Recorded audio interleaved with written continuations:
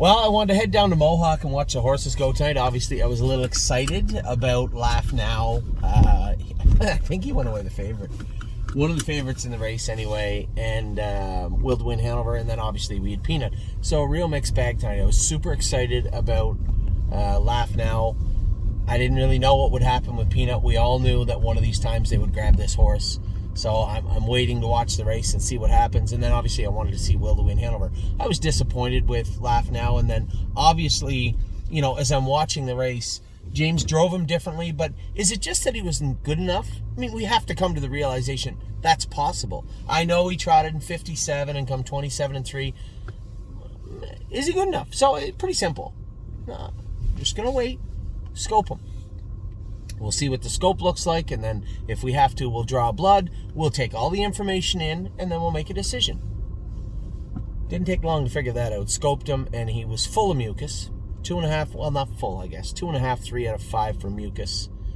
But it was mixed with 2.5, 3 out of 5 of blood. Now, this is always a great conversation to have with the vet, and you got to know the context and the background of the horse, because you could easily say, well, he only bled because of the mucus, right? And in turn, that could be true. Here's my take. After finding out more about Laugh Now, he had pneumonia last summer. Was in the University of Guelph for a while. Did that play a role? Were his lungs even compromised? Now, I'm not talking about racing compromised. I'm just talking about, is he more susceptible to sickness?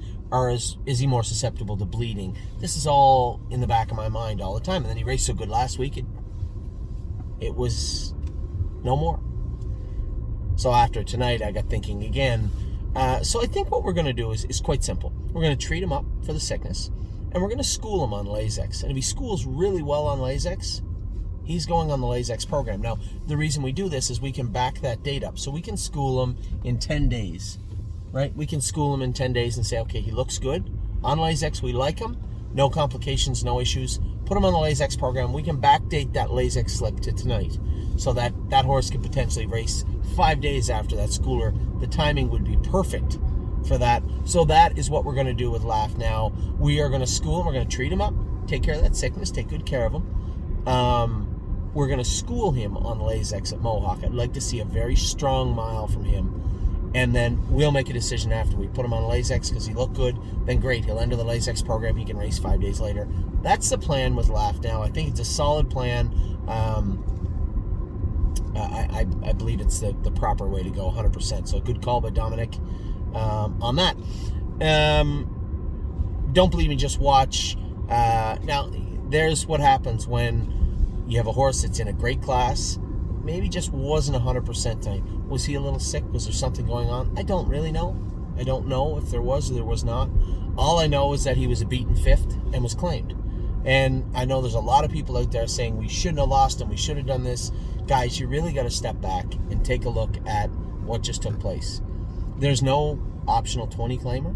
There's no straight 20 claimer that Don't Believe Me Just Watch can compete in. And I know some people had said, what about just a straight condition? He's just not good enough. And there's nothing wrong with that. He's a nice horse. But that was a perfect class for him. We got paid the very most we could. I suppose, no, we could have won the race. He just didn't look like he had it tonight. That happens. We're going to have everybody, you, me, all the horses, you're going to have good days and bad days. Today wasn't his day.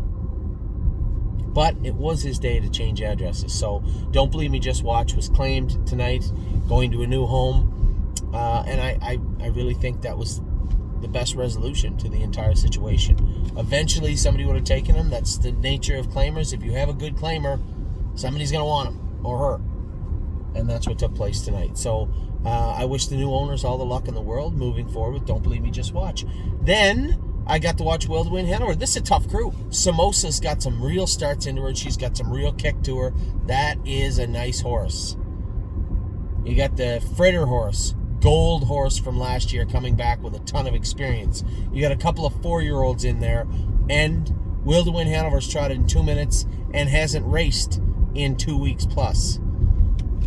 I didn't know what to do. I was watching it glued to the TV just like you probably were. James Trover, perfect. little bit left line down the lane, but she was flying on the end of it. This is what we want to see. You guys have to understand the intricacies that go into racing. Sometimes you can go out and race a horse, and I've been guilty of it. God knows I've been guilty of it. You can go out and race a horse too hard and really put them in a bad disposition.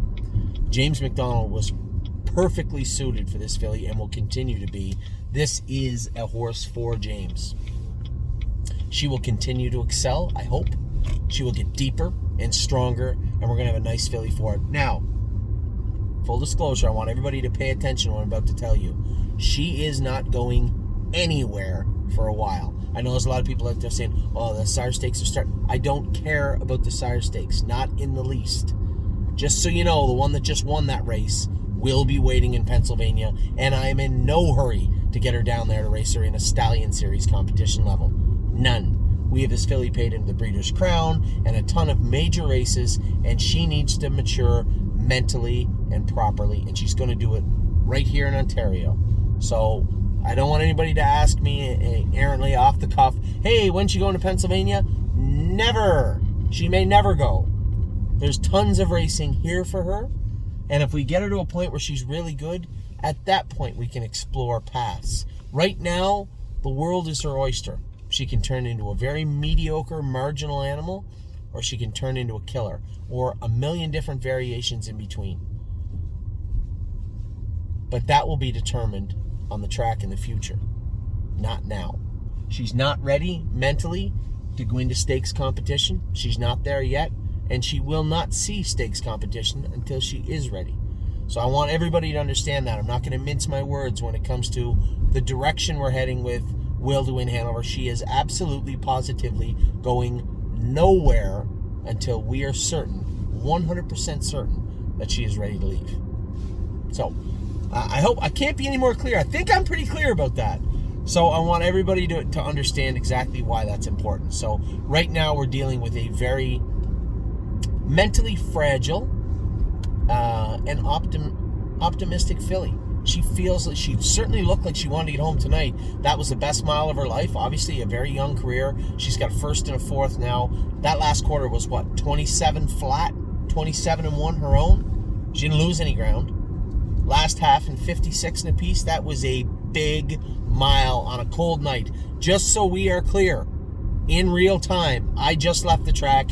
It is 0 degrees Celsius. It is the freezing mark right now in Ontario, and she just tried a half in 56 and a piece. She is well on her way to doing very good things, but that will be under the tutelage of James, Dominic, the stable.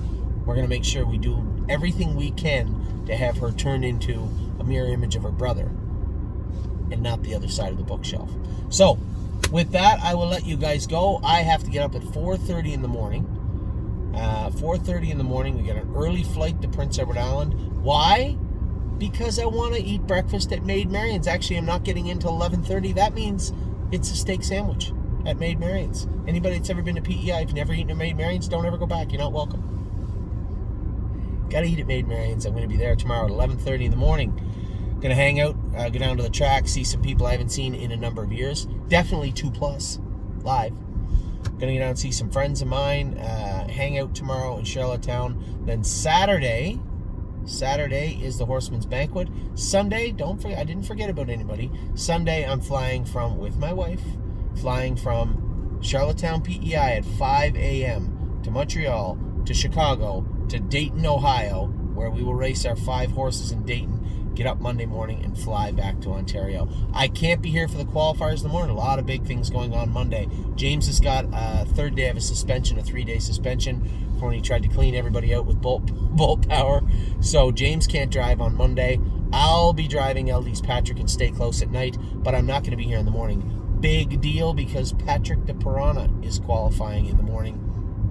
So we'll see who goes with Patrick de Pirana. I'm not sure yet.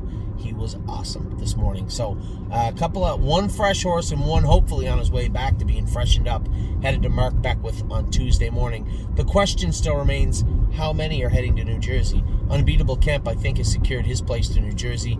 I'm not sold on Blue Bayou Dio just yet. I'm not sending our filly, a filly that we have tried so hard to get to the point she is now, into a firing squad in New Jersey. There's a very good chance I may just veto her shipping papers come Tuesday morning and leave her right here. So I will talk to you all very soon. Lots going on, lots of updates throughout the weekend. I will talk to everybody very soon. Take care.